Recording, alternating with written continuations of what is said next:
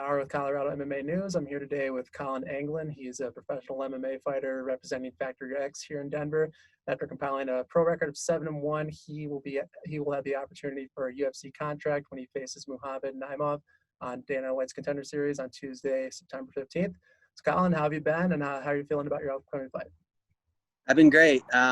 First of all, thanks for having me. I appreciate it. I feel great for my upcoming fight against Muhammad. I think that, it's going to be a really exciting fight, and it's a great matchup. And I've put in a lot of work in this camp, and I've done a lot of things, for this fight. So, I think it's going to go great. Cool. Yeah, and so it looks like both you and Cody Brundage, who I recently interviewed, have your roots in Michigan, and then you came here to Denver, and that was both of you for this year, correct? Yep, we both moved out. He moved out with his wife, and I moved out with my fiance. We both moved out in like the same week, like beginning of June, beginning of June, I think.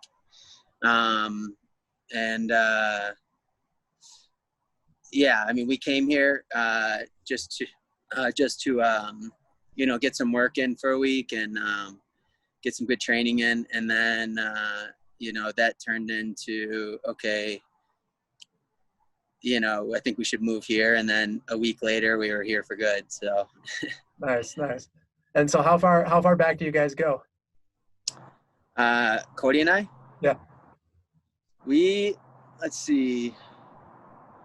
We met, I think, 3 or 4 years ago when he moved to Michigan from South Carolina. He came into our old gym, Scorpion Fighting System, and we started we were just doing practice, and we were wrestling. I threw him on his head, and we just hit it off from there. We've been really close. He's definitely a brother to me. Cool. So you threw light heavyweight Cody on his head. He's not going to dispute that? No, he won't dispute that. He knows it. We were just like having a wrestling practice, and now his wife, Amanda Bobby Cooper, she came up to me and she was like, this kid's really good at wrestling. You should go with him. And I was like, I looked at him and I'm like, all right, we'll see. And he was quick, and he went upper body with me, and I was just like, I just fucking tossed him on his head. He scrambled out of it, but he did get tossed. Wow, that's impressive. So how would you describe your fighting style? Like, what do you think is unique about it, and how did you develop it? Well, I grew up wrestling. I wrestled all through high school, and then I started off as like mainly a wrestler, but my game has evolved a lot. And if you look at my last few fights, I don't really use my wrestling a whole lot, not because I can't, just because I just wanted to get more comfortable on my feet and show off like what my new skills and what I learned. And I enjoy standing up, but I'm not afraid to take it to the ground if it needs to go there. And I think that I'm a pretty exciting fighter to watch. I'm not like your normal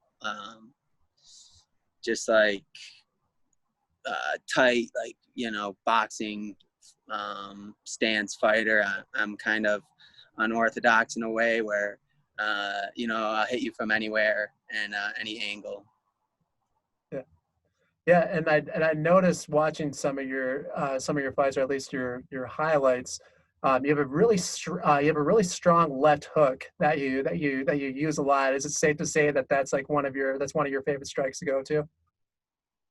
Yeah, yeah, it just uh,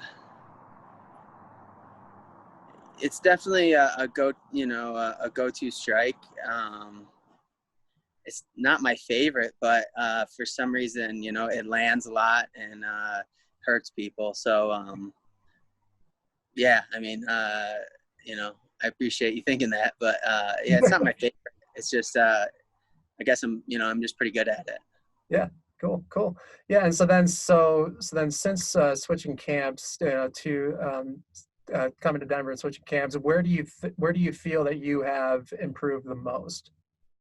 My stand-up game has definitely improved, just all around. I work everything. Obviously, I work my jiu-jitsu and just as much as I work my stand-up. But you know, coming here, I think that my stand-up game was like if anything was lacking, it was probably that. And yeah, it's definitely improved. Cool. So the tricky thing with Contender Series compared to say like the Ultimate Fighter is that while you don't have to go through the trials and tribulations of a full tournament, a victory doesn't necessarily guarantee you a contract. And Yeah. so does that in any way impact how you plan to approach the fight at all? I mean, I'm sure you're always looking for the finish, but would you say that for this fight you're looking for the finish now more than ever? Um, I wouldn't say now more than ever. I mean, it's in the back of my head. I don't see how it couldn't be, but honestly, I'm just gonna go in there and get the win. I don't want to like. I think that if I go in there strictly looking for a finish, it won't happen. I might Right. win the fight, but I'm not. I don't know if I'll get the finish. I'm just gonna go in there and stick to my game plan and what I've discussed with my coaches and my team, and I think that a finish will present itself, and I'll take advantage of that. Cool. And so, what do you know about your opponent, Muhammad Naimov, and what weapons does he have that you think will give you the biggest challenge in the match? Mm, he seems to be like a counter striker, and he seems strong and well rounded. Um, it's nothing I haven't seen before, that's for sure. I think that